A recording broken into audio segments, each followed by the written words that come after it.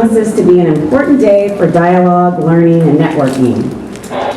Today, you'll hear from experts from a wide range of fields, from law enforcement to public health to youth, striving to make a difference in our communities. The OSU Youth Violence Prevention Advisory Board was formed in 2007 to open dialogue between academic scholars and local practitioners. Look for the orange ribbon, and actually if folks who are members of the board will stand up for just a second. Thank you, thank you, thank you. And ask any of these folks what have they been up to. We've actually grown from 22 original members to 65 members and affiliates. So you may be asking yourself, why are we hosting a conference? Simple answer. Violence is a complex issue. We need knowledge to find effective solutions. There's multiple sources of knowledge. Practitioners and those most affected by violence have a deep understanding of the problems they face, but often their focus is selective. Researchers working separate from practitioners usually can't get deep enough to get the full understanding of the complex problems that are apparent to practitioners. There is truth in the old saying that you can't see the forest for the trees, but you can also miss the details of the trees if all you're focusing on is the forest. So an integration of practitioner and researcher knowledge sources moves us on toward effective solutions. Through collaborative projects, researchers, practitioners, and community members, limited resources can and will be stretched further. We hope this day will spark knowledge integration and collaboration.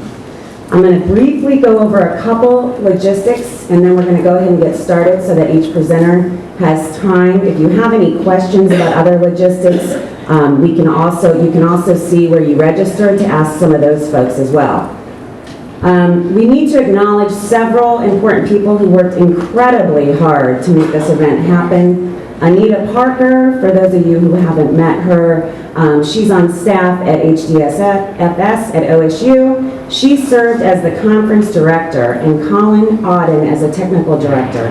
Their attention to detail and endurance demonstrates their commitment and passion to making a difference. So thank you to both of them.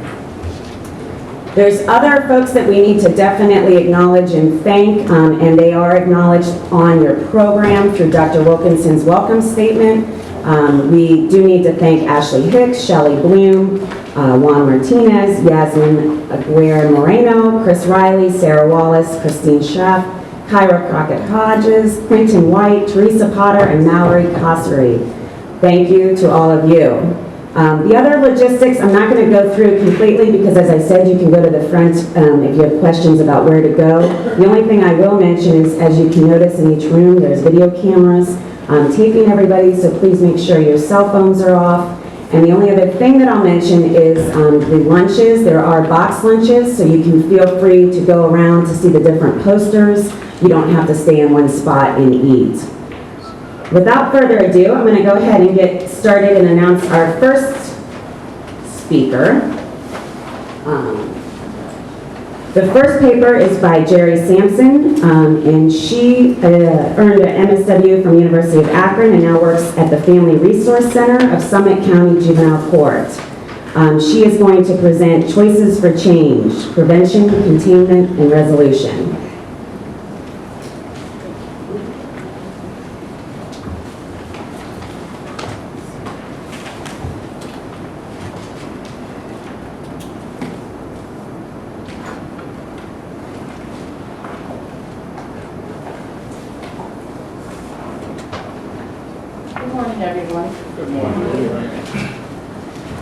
Rather quickly, I have a lot of slides, so don't panic. I'm not going to take up everyone's time.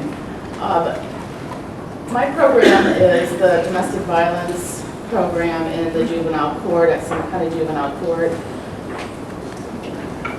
The Choices for Change is a prevention, containment, and resolution program. It relates to actions, thoughts, and feelings.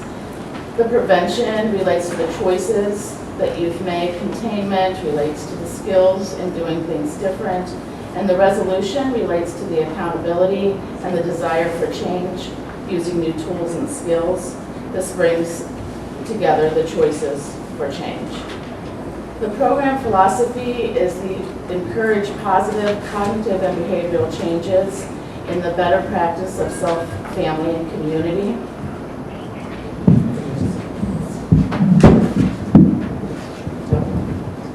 Just to make sure. The program purpose is to educate youth and families about domestic violence and provide tools to reduce future court involvement. The materials that I used for this program was a book called Stop the Anger Now and How to Control Your Anger Before It Controls You. The purpose also is the need for intervention in juvenile court systems for first-time offenders of domestic violence. The intervention is to reduce the recidivism. Usually a youth who is arrested for domestic violence on their first offense will return within 2 weeks. Summit County Juvenile Court is working to be proactive regarding the family violence issue, and the research is needed to show outcomes for change utilizing evidence-based programming. My literature review, I found very little research in the juvenile domestic violence issue. Most domestic violence is related to partners, adult partners. Some of the programs that I studied were the New York and the California diversion programs that are slowing the recidivism and doing quite well. My feeling is the need to address entire family issues and teach youth new skills for dealing with frustration. The agency that I work at is the Family Resource Center, just a little bit of history. It opened in 2006. It's in the Summit County Juvenile Court building. There are case managements that address youth at risk for pregnant parenting teens, domestic violence, truancy, and reentry. My hypothesis for the paper is that youth involved in an intervention program for first-time offenders of domestic violence lower the risk to reoffend. The research methodology, it was convenient sampling, obviously, that the youth were already on my caseload. The internal validity was the court ordered, the youth were ordered to come to the Family Resource Center.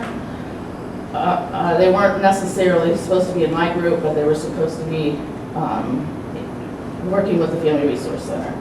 Also, the external validity that I found was that family stability and family interaction and other youth in the family not being addressed as part of the group process that I did. The continued research methodology was my data collection. I did pre- and post-test questions for youth in the group. I just finished my third group actually yesterday. The observation during the once a week, 2-hour, 10-week session with the youth, on-site observation with parents and guardians, so I met with the parents with the youth during the group process, and then I did documentation. The measurements that I used was the group process, meeting with parents and youth twice during the 10-week program, and the dependent variable was to slow the recidivism of youth who reoffend. The findings were that all the youth that completed the pilot group, which was the pre- and post-test process, have not been rearrested for domestic violence. Parents report of better behavior and ability to deal with frustration after 3 months. My hypothesis is supported by the research conducted during the pilot program. My implications are further research in primary, secondary, and tertiary preventions to better understand the need for interventions. To address the need for parents to understand the anger issue and deal with parenting issues to prevent further domestic violence.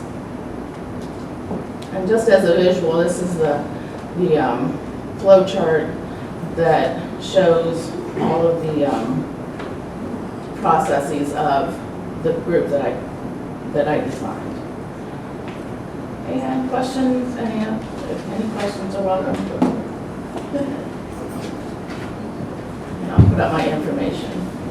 You know what, actually, we're going to hold off questions. We're going to leave about 15 minutes at the end for questions for all of the presenters. And that's okay. And so if you do have a question, just make note of it, and we'll have all the folks up here at the end, and they can address your questions. But thank you.